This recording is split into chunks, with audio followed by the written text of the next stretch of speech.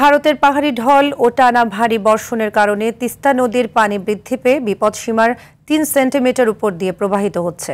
এতে লালমনিরহাটের বিভিন্ন নিম্নাঞ্চলে আকস্মিক বন্যা দেখা দিয়েছে।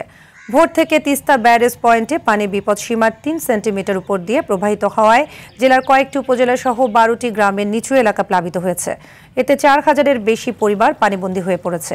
এদিকে বন্যার পানিতে তলিয়ে গেছে আমন ধান ক্ষেত ও অন্যান্য মৌসুমি ফসল।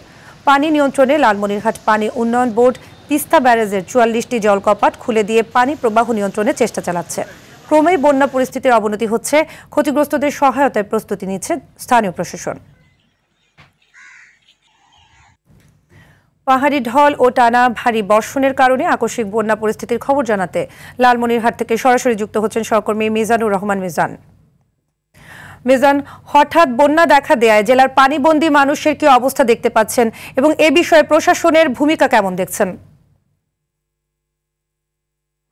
সাদিয়া, আমি সারাদিনেই আজকে তিস্তা পারে রয়েছি। এই মুহূর্তে আছি লালমনিরহাট আদিতমারি উপজেলার গোবর্ধন এলাকায়। এখানে দেখতে পাচ্ছি যে ক্রমেই কিন্তু পানি সকাল থেকে বৃদ্ধি পাওয়ার সাথে সাথেই কিন্তু অনেক ঘরবাড়ি তলিয়ে গেছে। আমরা যদি বিকেল ৩টার পানি উন্নয়ন বোর্ডের লাস্ট আপডেট অনুযায়ী বলি যে ১১ সেন্টিমিটার নিচ দিয়ে তিস্তার পানি এই মুহূর্তে পানি কিন্তু প্রবাহিত হচ্ছে ডালিয়া ব্যারেজ পয়েন্টে। ১১ সেন্টিমিটার নিচ দিয়ে পানি প্রবাহিত হলেও এখানকার যে নিম্নাঞ্চলগুলো আছে সেগুলো কিন্তু ইতিমধ্যেই প্লাবিত হয়ে গেছে। এখানকার সাধারণ যারা মানুষ রয়েছেন তারা চরম দুর্ভোগে আছে। গবাদি পশু পাখি সহ হাঁস মুরগি নিয়ে কিন্তু এরা চরম বিপাকে আছেন। পাশাপাশি তারা রান্নাও কিন্তু তেমনভাবে করতে পারছেন না এবং তাদের রান্না করে খাওয়ারও একটা কষ্টের দেখা দিয়েছে। এছাড়াও এখানে যে ফসলি ক্ষেতগুলো রয়েছে সেগুলো তলিয়ে যাওয়ার কারণে এখানকার যারা সাধারণ যারা কৃষক রয়েছেন তারা কিন্তু আশঙ্কা করছেন যে এবার সহ ৩বার কিন্তু তারা বন্যায় নতুন করে তারা চারা গাছ বুনেছিল।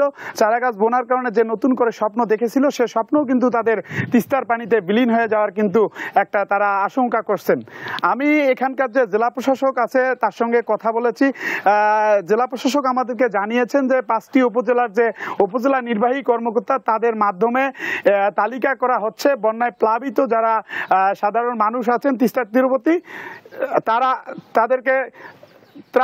তাদের মাঝে ত্রাণ বিতরণ করা হবে। তো সাদিয়া, এই ছিল আমার কাছে তিস্তাপাড় থেকে সর্বশেষ খবর। সাদিয়া, ধন্যবাদ মিজান।